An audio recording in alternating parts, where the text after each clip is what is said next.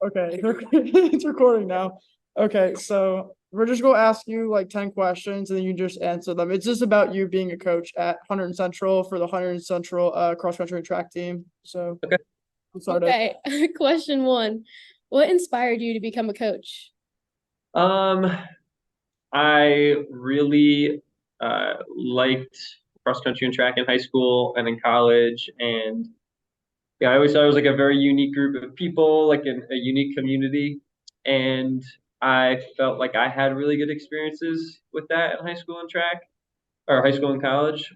So I wanted to take part in that in the school that I taught at. Wanted to help people grow as runners. It's very hard mentally and physically, and my dad was also a coach, so I really grew up with it in the household. And I really love like working with young people in that arena, like get in sports and getting them to be like the best runners they can. And I really enjoyed it. So it was kind of like a really good pull, I think. Nice. All right, so question two, what have you learned from being a coach? Um, there is a new thing that I will learn like every single season, at least multiple times a season. And it's like the running itself and the training is one thing, like, and that's where I learn the least. Like that stuff it's the working with students and athletes that is where I learn the most. The mental component of running is something that as a coach, you're always learning and observing and growing. I have athletes who have these mental obstacles and they can't seem to overcome them. And I'm really challenged in how to try to help them solve this problem. And I'm like scratching my head as well. And then we find a solution together and something works. And then you take that and you apply it. But there's so many different kids. That's why it's so exciting. There's so many levels of kids who some kids it comes very easily, some it's more difficult. And learning how to work with everybody it's really exciting. Okay, question three. How is the experience coaching track different from coaching cross country? Yeah, it's really different. Brendan can probably attest to this. At least cross country, I always describe like in a nutshell, it's like much chiller. Like you're out in a park. It's really nice weather for most of it. Um, you're sitting around in a circle, stretching with all people who do the same stuff, similar types of people, and it's one event. Everyone has an understanding of the event. In track, it's like you're it's like a meets every 4 days, all different types of stuff happening. It's like an orchestra of things. Every group is segregated in what they do. There's less team atmosphere. For half the season, it's terrible weather, and then it's okay for 3 weeks, and then it's really hot at the end, and it's this rush. I think the difference would be like if track is like New York City, cross country is like a cornfield in Iowa. It's like I would explain it. Yeah, okay. So number four, how would you describe your coaching style? Um, my coaching style has morphed, I think, over the 11 years that I've been coaching. When I first started, I was very concerned with like winning, and I was very concerned with like, trying to be as successful on paper as possible. And sometime in the middle of that, I started to shift my focus to where how many people on the team can leave here with a positive experience, and winning is part of that equation as well, because there's a group of varsity kids who are really concerned with that and they're training for that, whether it's an individual or a team championship. But then there's a whole lot of kids who really don't take part in that part, right? They're not going to make the sectional team. They're not going to run at conferences and counties. They're not even going to be at the championship meets. So how do they get to have a positive experience? And it's growth, right? It's like getting them to do something they're proud of and grow as an athlete and grow as a person. So I kind of shifted from like this one priority to, while that's still a priority, including all of these types of athletes and people. And that's like my vision, right? Like my vision is that like everyone's having that type of positive experience. And like, yeah, that's super important to me. Okay. Question 5. I think you talked about this a little bit, but how do you balance coaching individuals and coaching the team as a whole? Yeah, it is difficult, especially in track. Like, so in track, I rely a lot on the assistant coaches because they're each kind of coaching their own event groups, and there's less of like a full team environment until we get to certain stages. But when I'm even working with my distance runners, there'll be individual race plans for people, but then there'll be group training plans.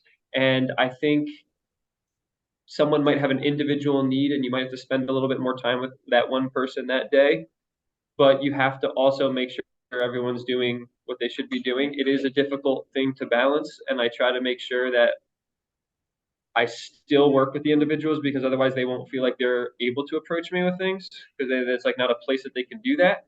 So if I can make sure that they feel they have the time, and like it's a weird thing because sometimes they might like I'm giving them my attention and we have our conversation and then they go off and then I'm like running to the next person. And it's like, but I try to make them feel as if they're the only person I'm talking to. And so I put all of my energy and my emphasis into that, and then I move on to the next thing. But it can be very difficult. Yeah, you never know what you're gonna get. Mhm. So, what are 3 words your athletes would use to describe you? I don't know, Brendan. What would they be? I will say like what I will hope they describe me as. Um, I hope they can describe me as empathetic. That's a really big goal of mine. That they feel that I'm understanding what they are going through when they're struggling. And I'm giving them time. I hope they would describe me as fair. I think that I try to give everyone an opportunity. I try to, if I have to punish them, it's because it's something that I believe is fair. Um, so I hope fairness, and then also supportive is my hope as well. Because I'm like always trying to cheer as many people on in the race. I'm always trying to support everyone that I can. Writing down times. I'm not someone who just sits around at meets and kind of running around screaming my head off. And I guess if I want to add a 4th word, it would be wacky. Some people have described me as wacky, but that's like kind of a distance thing. I think distance runners are a little strange. Nice. Okay, question 7. What advice would you give an athlete that wants to become a coach?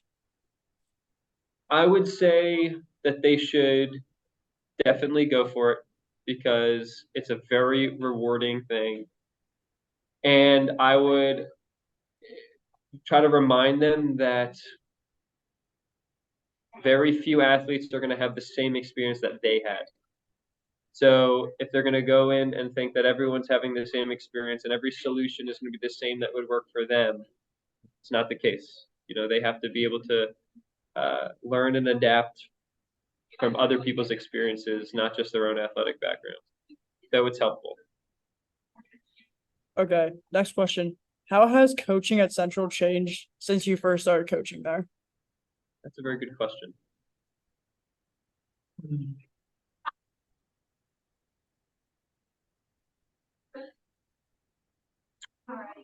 Do you mean like the administration kind of giving directives, or like do you mean my experience with the team and how that's changed? I guess kind of like your experience as like with the team, I would Okay. say, as from when you first started to where you are now. Okay. When I started in cross country, I was an assistant coach for a while. And so there's like a limit of the kind of philosophies that you can implement on the team.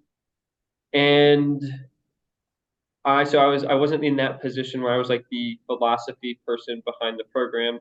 About halfway through, I moved into the head coach position, and it was a matter of me to starting to build the program as I wanted to. So there was a lot of initial things that needed to happen. We did cuts for people who weren't taking it seriously.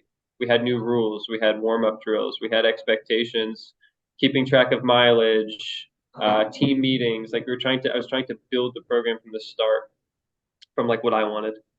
And that was like growing pains. Like people were upset. They didn't believe that they like couldn't believe they were cut. And I'd given them forewarning. I hope I was fair in that regard. And then as it's been the last couple of years, it's been a routine. Like no one remembers those times because they weren't here. They know the drills, they know the expectations. I would say now of the 28 kids that I have like 24 people who are very serious about running, right? There's always some people who are there for other reasons, and that's fine. Like we can work with them. We're not going to not work with them. But when I first started, I think it was just about the varsity there for serious reasons. And in track, I took over from a coach who had been there 40 years. So it's very different. It was like I was coming in, I was 23 years old, and I didn't even teach at the school yet. So I just was a bit overwhelmed, and I had to kind of start a philosophy from scratch. And it was like swimming and figuring out, and then eventually routine. So that was like I had to learn. It was like learning every season, and now it's more organized. So yeah, it changes. It changes a lot. Yeah. Okay. The ninth question is, what are your weaknesses as a coach? Yeah, it's a great question. Um, I would say maybe a couple of things. Even though I try to be empathetic, there are times where I fall into this trap of needing to like punish, right? Where like I wouldn't call it punishment, maybe, where I don't like if a kid doesn't train over the summer, for his classic example, and I can say, well, you didn't train over the summer, you were lazy, you didn't care about the team. Like my brain can jump to all of these things instead of getting the story from the person themselves. Did you have to work all of the summer? Did your parents require you went on vacation? Did you get sick? Were you hurt? Did you understand the training plan? So some of those things, as I feel like I've improved on them, I still need to take more time to check my initial reaction and work with those things. The other, I don't know, I always battle like, should I be more strict at times? I think the serious kids want there to be structure and accountability when kids don't do what they're doing. But there are also teenagers who don't understand all the circumstances of the other kids and what's going on. So sometimes they may feel like, oh, Marton didn't do anything about this, but they don't know the full story. They don't know the whole picture of what's going on with that individual. But my kids still are terrible at warm up drills, so maybe I still need to. They can't do B skips, like so. We need to learn how to do that. Yeah, I can say that we don't know how to do B skips. We don't know how to do B skips. Okay, so this is the final question. What do you find most rewarding about coaching? Yeah, I think about this a lot because there has to be a reason you do these things. And the most rewarding thing is when someone runs a great race and they're really happy about it. Like there's nothing better than that. I think that's even more rewarding than personally running your own race. Like that's something that would go back to the other question of why people would want to coach. It's a very rewarding thing.